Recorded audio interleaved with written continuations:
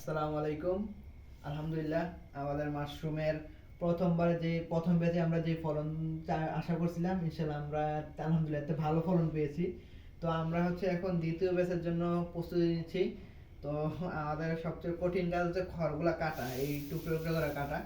1 ইঞ্চি 1.5 ইঞ্চি সাইজের খড়গুলো সবচেয়ে কাটাটা সবচেয়ে কঠিন। আর এখন রাত প্রায় 11টা বাজে। সারাদিন অনেক ব্যস্ততার কারণে আমি করতে পারি না, কারণ আপনারা অনেকেই জানেন যে আমি একটা জব করি। তো সারাদিন ওই জবের পিছনেই থাকতে হয়, তো রাত্রে একটু সময় পাই, তো ওই সময় কি খড়গুলা কেটে রাখতেছি। এবার হচ্ছে আমরা প্রায় 150 প্যাকেটের মতো করব। তো আমাদের খড় কাটা প্রায় 50% কমপ্লিট হয়ে গেছে। তো 50% কমপ্লিট হয়ে গেলেও তবু অনেকটাই বাকি আছে আরো খড় কাটা। তারপর বীজ রেডি হয়ে নেই এখনো, বীজগুলো রেডি করতেছি। তো আশা করি আমাদের আর 2-1 দিনের মধ্যে খড় কাটা কমপ্লিট হয়ে যাবে এবং বীজ রেডি হয়ে যাবে। তো আমরা কয়েকদিনের মাধ্যমে প্যাকেট শুরু করতে পারবো। তো মাশরুম চাষ যারা করেন তারা অবশ্যই জানেন, যারা যে খড় কাটাটা কতটা কষ্টকর। হ্যাঁ, আমি চাইলে এখন আমি ওই যে দোকান থেকে একদম কাটাই নিয়ে আসতে পারবো, কিন্তু আমাদের এদিকে খড়ের দামটা অনেক বেশি। প্রায় 700 টাকা মন পড়ছে আমার। আর 1 মন খড় কাটতে প্রায় 300 টাকা নেয়। 1.5 ইঞ্চি সাইজে কাটিয়ে দিবে 300 টাকা। তো আমার প্রায় 1000 টাকা পড়বে প্রতি মন খড়।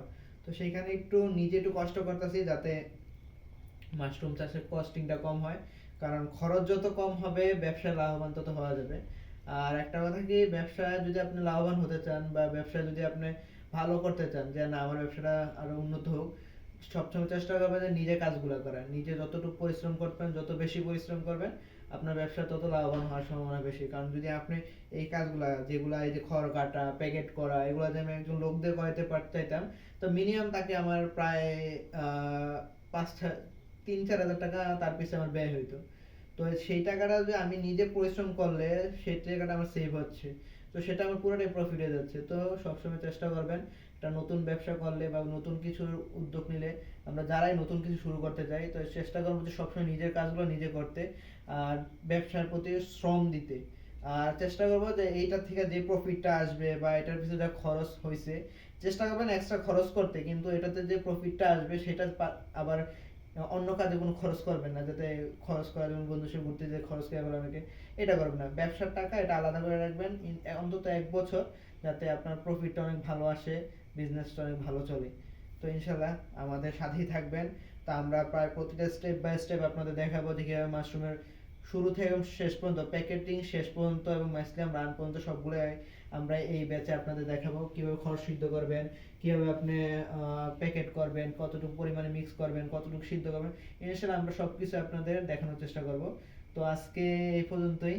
আমার জন্য দোয়া করবেন যাতে প্রথমবারের মতো আমরা দ্বিতীয়বারও, এই সিজনে দ্বিতীয়বারও যে আমরা সফল হতে পারি, আমাদের সবগুলো প্যাকেটে যেন ভালোভাবে হয় এবং আপনাদের সাথেই থাকতে পারি।